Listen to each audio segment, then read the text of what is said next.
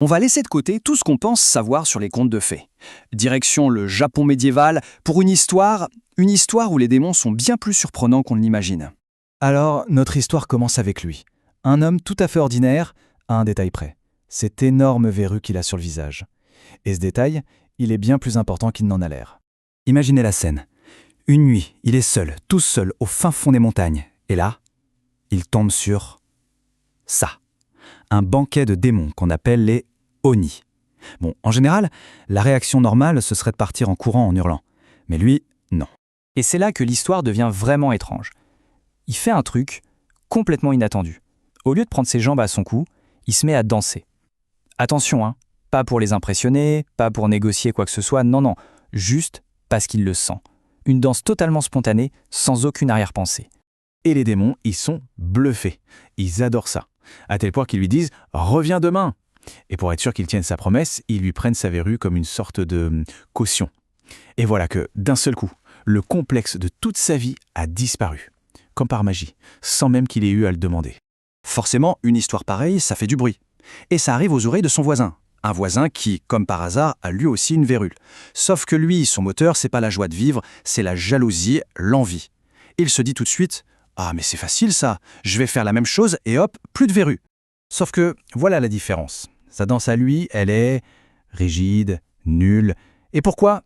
Parce que le moteur n'est pas le même. Il ne danse pas par plaisir, il danse pour un résultat, se débarrasser de sa verrue.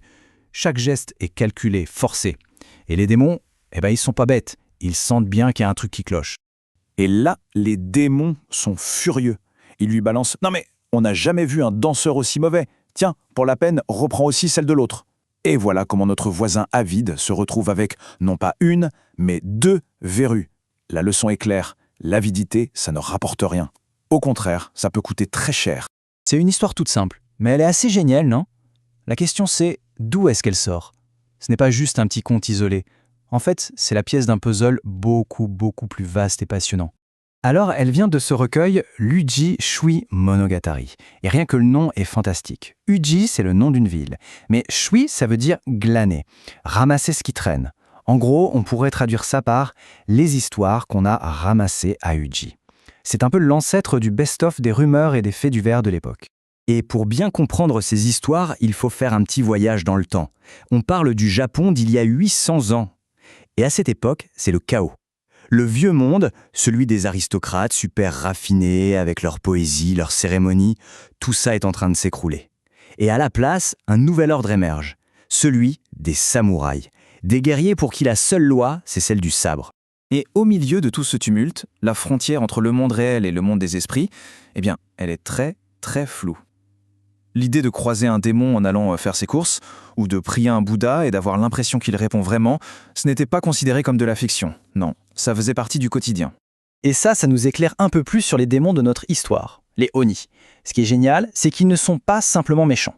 Dans ces contes, ce sont de vrais critiques d'art, super exigeants. La danse, la musique, c'était la manière de communiquer avec le monde surnaturel.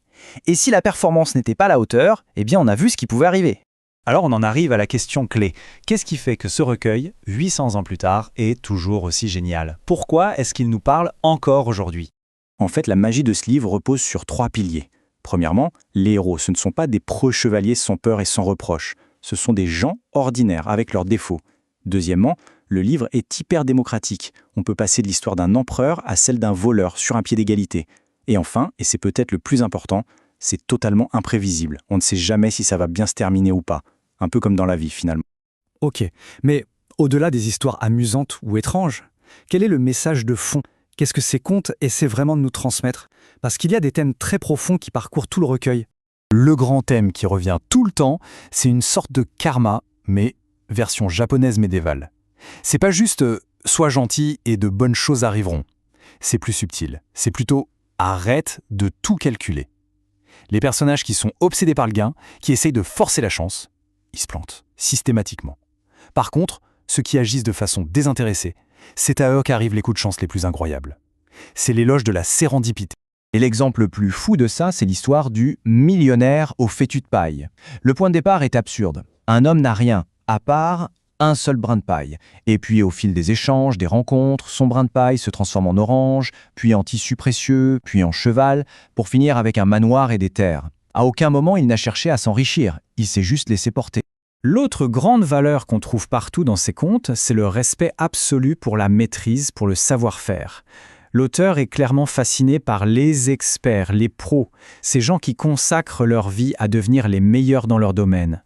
Peu importe que ce soit la musique, la peinture ou même la danse, ce qui compte, c'est l'excellence dans son art. Et cette obsession pour la maîtrise, elle est poussée à un point extrême, presque dérangeant, dans l'histoire de Yoshihide Hale, le peintre. La situation, sa maison brûle. Tout ce qu'il possède est en train de partir en fumée.